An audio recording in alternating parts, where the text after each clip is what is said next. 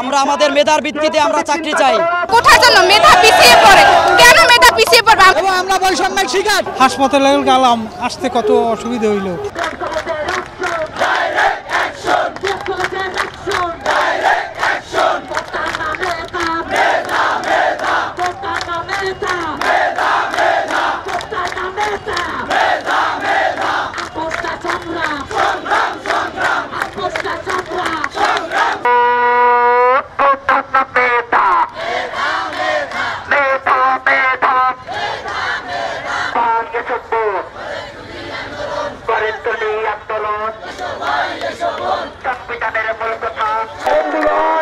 ওরা ভাবেছে যে এই শিক্ষার্থীরা ঘুমিয়ে পড়েছে, ৭১-এর পরে কোনো আন্দোলন দেখছি না, তার মানে শিক্ষার্থীরা দেশে নাই।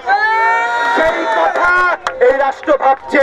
আমরা তাদেরকে চোখে আঙুল দিয়ে দেখিয়ে দিতে চাই, আমরা ঘুমাইনি, এই ছাত্র জনগণ ঘুমায়নি। হাসপাতালে গেলাম, আসতে কত অসুবিধা হইল, এবং এই এখন বাস নাই, এখন বাড়িতে যাইতে অসুবিধা।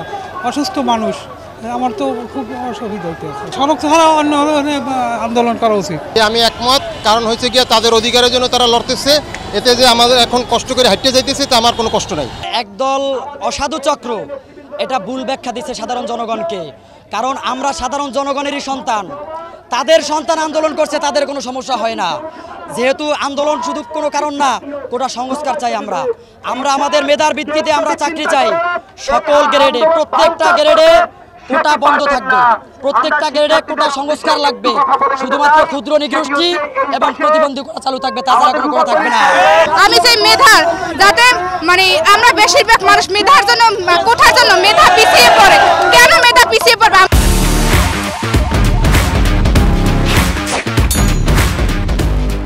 আমরা যেটা আমাদের মানে এত পরিশ্রম করতেছি, এত করতেছি, আমরা কেন কোঠার জন্য পিছিয়ে থাকবো?